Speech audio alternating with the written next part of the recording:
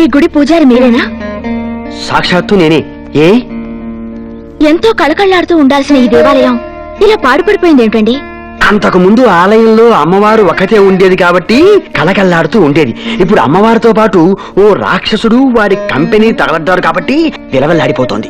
రాక్షసుడా? అవునమ్మా, ఆ రౌడీ విధవ ఈ గుడిని డెన్గా మార్చుకుని ఇక్కడే అఘోరిస్తున్నాడు. దాంతో వాడికి భయపడి భక్తులెవరూ గుడిలోకి రావటం లేదు. ఐడియా లేక అర్చన చేయించుకోవడం కోసం వచ్చినట్టున్నారు. పక్కనే లేటెస్ట్ గా అష్టలక్ష్మి గుడి కట్టారు, అక్కడికి వెళ్ళండి బెటరు. ఏ ఇక్కడ మీరు చేయరా? నేను చేస్తానమ్మా, కానీ మీరు వాడికి అంటపడితే ఏం చేస్తాడు? వాడికే ఐడియా ఉండదు. నాకేం భయం లేదు, మీరు కానివ్వండి. సర్వమంగళమంగళ్యే శివే సర్వార్థ. ఓరి నాయనో, వాడి కాలింగ్ బెల్ కొట్టారేంటమ్మా? గుడి గంట కాలింగ్ బెల్ ఏమిటండి? కలికాలం, దీన్ని వాడు కాలింగ్ బెల్ లాగానే వాడుకుంటున్నాడు. ఎవడ్రా అది బెల్ కొట్టింది? అదిగో వచ్చేశాడు. ఇక నీ పని అష్టోత్తరమే.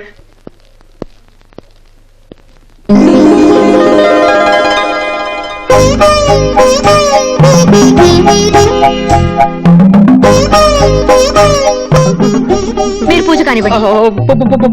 పూజ? ఏదో మర్డర్ చేయమన్నట్టు అలా భయపడుతున్నారు ఏమిటండి? నేను నీకు పూజ చేస్తే వాడు నాకు భర్త పూజ చేస్తాడేమోనని. మిమ్మల్ని ఎవడు ఏమి చేయడు, కానివ్వండి. అలాగే. సర్వమంగళ మంగళ్యే శివే. మన కాలింగ్ బెల్ కొట్టి అన్నకి దండం పెట్టకుండా దేవుడికి దండం పెడుతుందేంట్రా? ఎవరో కొత్త కస్టమర్, అన్న గురించి తెలిసి ఉండదు, అందుకే అన్న లుక్కు పడింది, బుక్ అయిపోయింది. శ్రీ పరాశక్తి దేవత సంపూర్ణ ప్రసాద ఫలసిద్ధిరస్తు.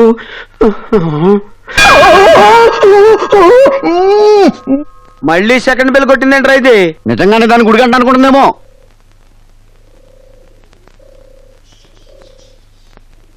గుడిలో సిగరెట్ కాలుస్తావా? మా అన్న బాడీకి బీడీ పెడదు, చుట్ట కూడా పడదు, అందుకే సిగరెట్ కాలుస్తున్నాడు. షటప్.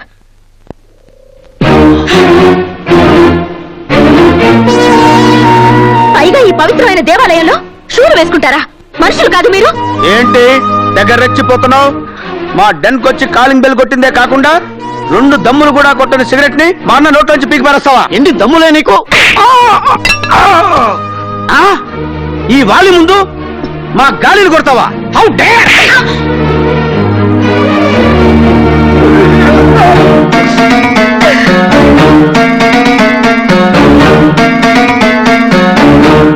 ఏంటి మా అన్న సైలెంట్ గా ఉన్నాడని తెగ వైలెంట్ అయిపోతున్నావు?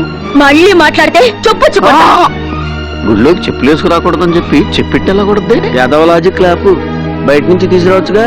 ఇది దేవతలు ఉండాల్సిన చోటు, మీలాంటి రౌడీలు రాక్షసులు ఉండాల్సిన చోటు కాదు. ఒక ఆడది నిన్ను తిట్టి మమ్మల్ని కొట్టి అలా వెళ్తుంటే సెంటర్ లో స్టాచ్యూలు అలా చూస్తూ నిలబడతావేంటన్నా?